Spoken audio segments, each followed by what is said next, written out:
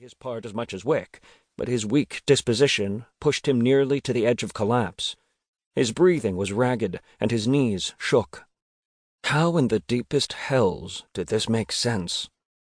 He and Scout were only 11 years old. Other than them, the youngest in their squadron looked to be in his early 20s, while the oldest seemed to be in his late 60s. Everyone else had a shovel. Why hadn't Scout and Wick gotten one too? Even as Wick asked himself the question, he knew the answer. It was because they were new. They were children, and worse yet, a liability to the squadron. Their new commanding officer was looking for any excuse to get rid of them, so he dug as hard as he could to make sure their situation couldn't get worse.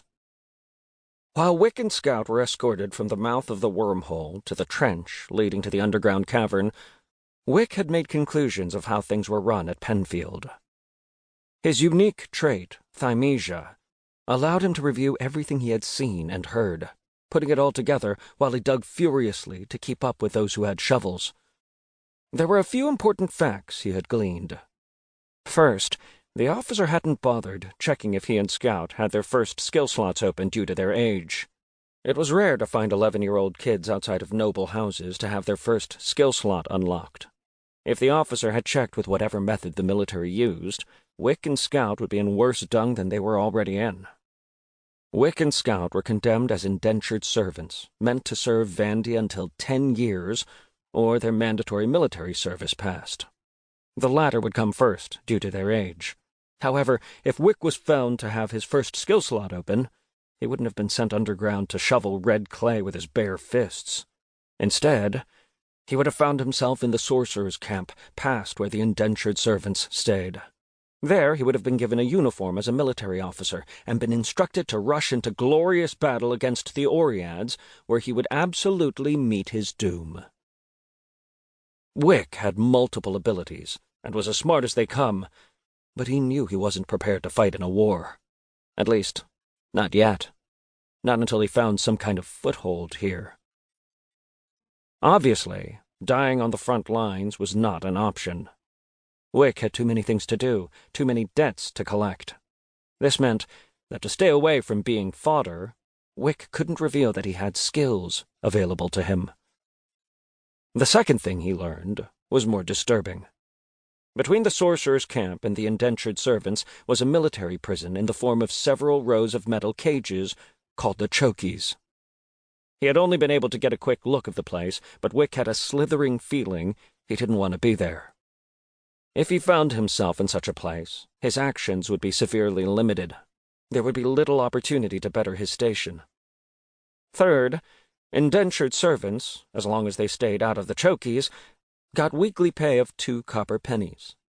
They were meant to use that to buy food at the military bazaar, and whatever supplies they needed to complete their tasks. Thus, why everyone in the squadron had shovels except Wick and Scout. So, here they were, 2 weak-bodied 11-year-old criminals to the Empire, with no money, no allies, and no tools. They only had each other, and no hope of escape.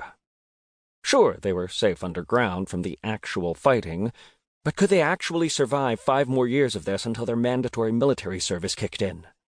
Would it be better to just reveal he could summon skills on command? No, that's stupid, he thought. I don't know anything about warfare. It didn't matter how smart he was if a magical missile burned a hole through him. Wick was reminded of his knowledge of fate, that with bad luck comes equal parts good luck. It was hard to see the truth in that now. He had to think of a way out, and not just out of the 12th Squadron, but as indentured servants. Wick had invested in Scout, and in the apprentices. He had to make sure the time he put into them wasn't in vain. Even now, with no resources or allies, Wick could feel the hunger for more ache inside him. He didn't want a better position just for survival. Once again, as his body toiled, Wick felt the familiar corners of his mind folding into each other, creating the sparks of a plan. He would use Scout, a weak but likable boy. From the looks of the other indentured servants